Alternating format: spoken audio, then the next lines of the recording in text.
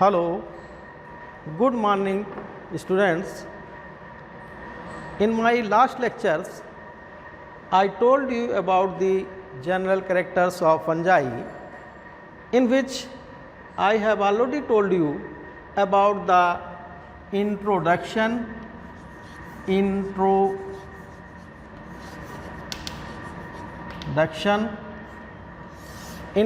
of fungi and its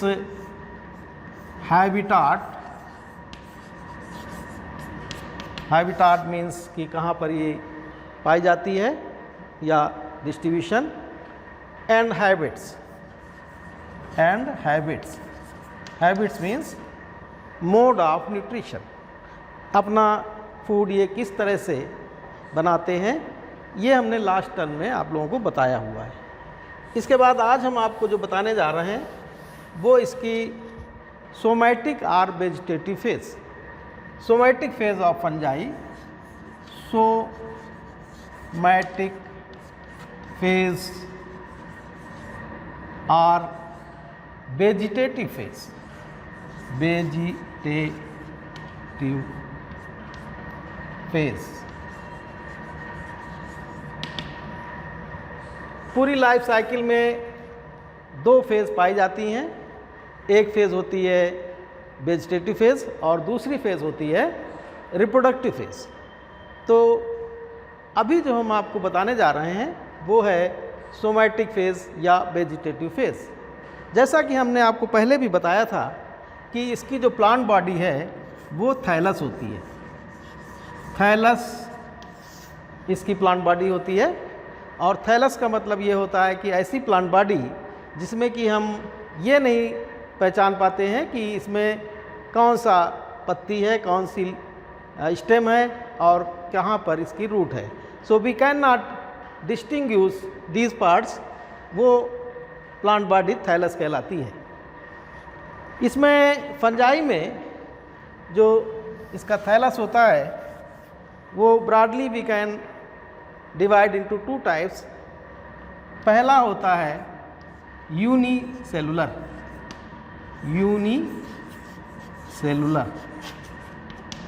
और दूसरा होता है filamentous.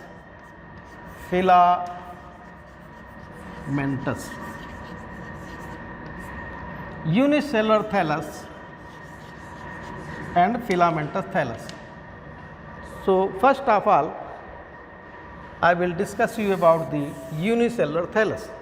Unicellular thallus as name indicates single celled structure होता है। ये थैलस एक कोशिका का बना हुआ था, सिंगल सेल्ड यानी कि सिंगल कोशिका का होता है, एक कोशिका का होता है।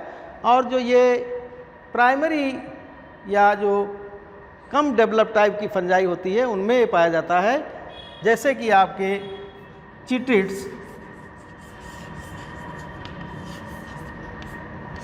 इसमें सिंगल सेल का थैलस पाया जाता है।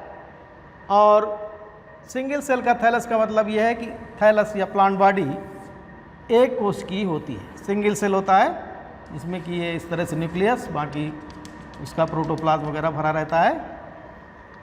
तो इस तरह का जो थैलस होता है यूनिसेलुलर, वो after attaining certain stage of maturity reproduction का कार्य भी करता है।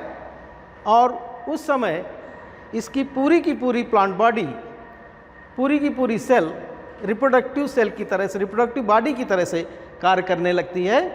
तो इस तरह का थैलस जिसमें कि जो वेजिटेटिव सेल है वो at the time of reproduction reproductive bodies में कन्वर्ट हो जाती है, उसे हम कहते हैं होलोकार्पिक फंजाई, होलोकार्पिक फंजाई या होलोकार्पिक थैलस। ऐसे थैलस को हम होलोकार्पिक थैलस कहते हैं। इस तरह का थैलस के जो पाए जाते हैं उसके एग्जाम्पल आपका सिनकाइट्रियम में इसी प्रकार का थैलस पाया जाता है, सिनकाइट्रियम। इसके अलावा ईस्ट में भी सिंगल सेल का थैलस होता है। तो इस तरह से जो पहली तरह के थैलस होते हैं वो unicellular thallus, single cell thallus, and they are known as holocarpic. Holocarpic fungi में इस तरह का थैलस पाया जाता है। दूसरी तरह के जो थैलस होते हैं दे आर फिलामेंटस। दूसरे होते हैं फिलामेंटस, फिलामेंटस थैलस।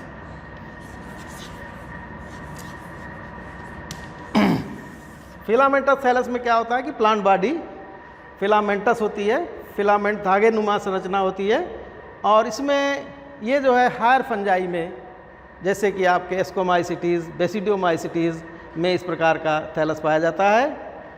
और इस थैलस का जो फॉर्मेशन है वो स्पोर्स से होता है, स्पोर्स के द्वारा इसका निर्माण होता है।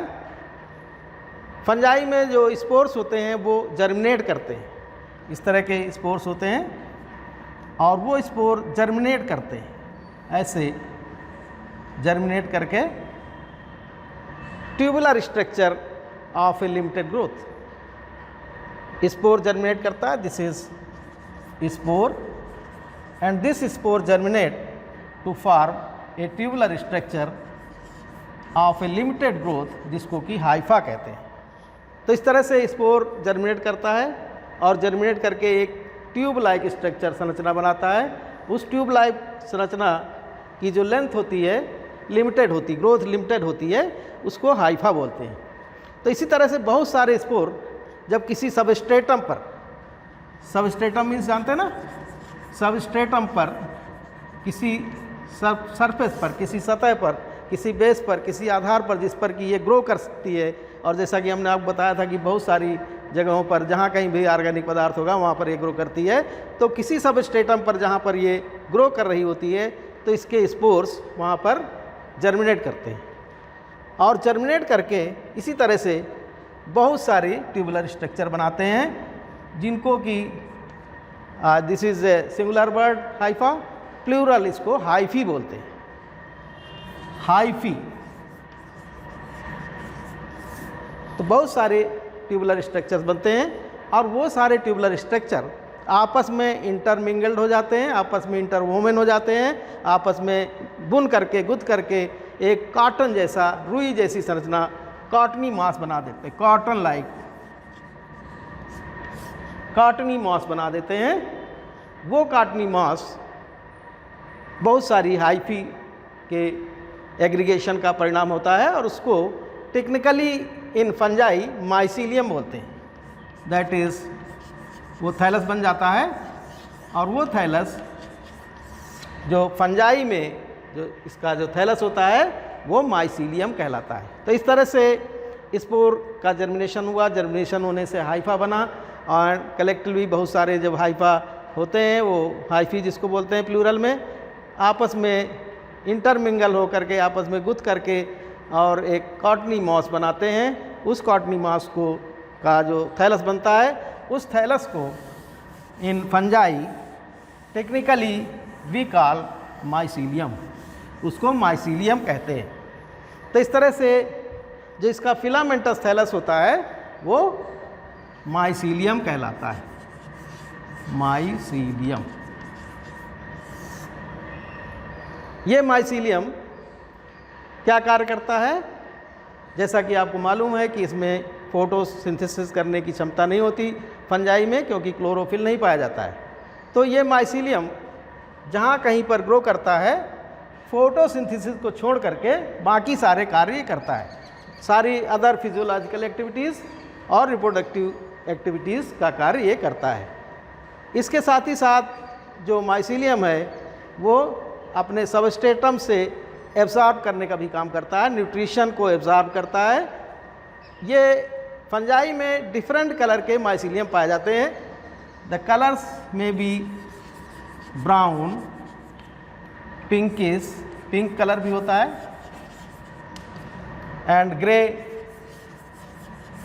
Different black, brown, different colour के माइसीलियम फंजाई के डिफरेंट जेनरा में पाए जाते हैं।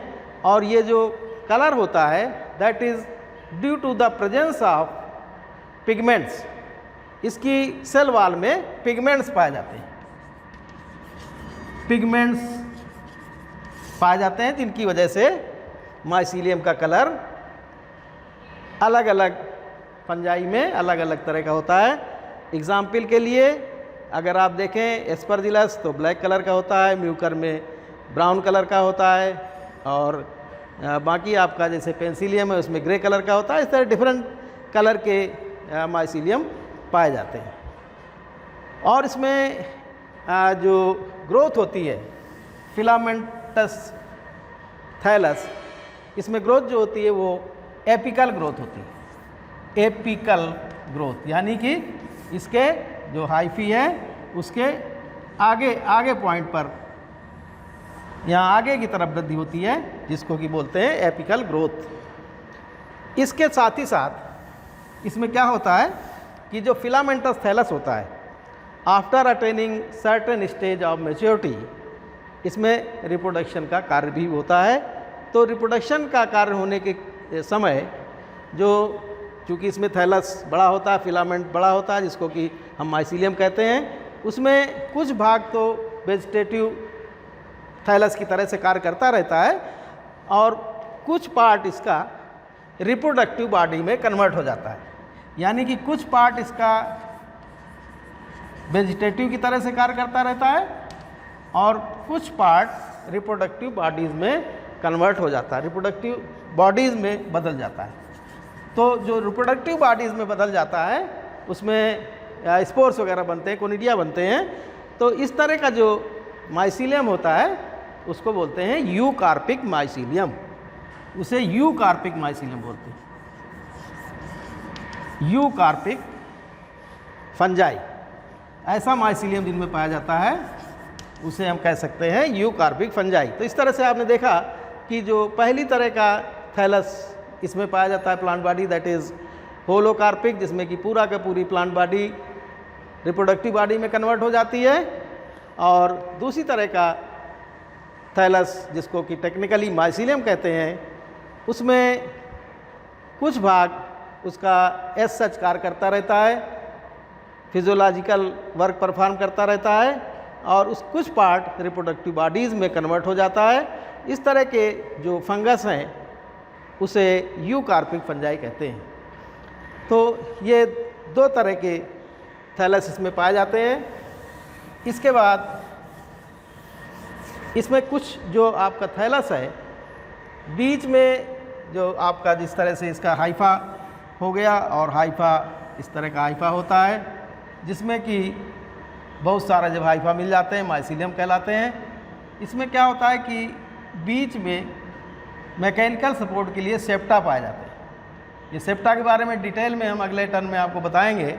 तो ये सेप्टा जो होते हैं ये एक तो हाइफा या माइसीलियम को मैकेनिकल सपोर्ट प्रोवाइड करते हैं और इनके बीच में पोर पाया जाता है।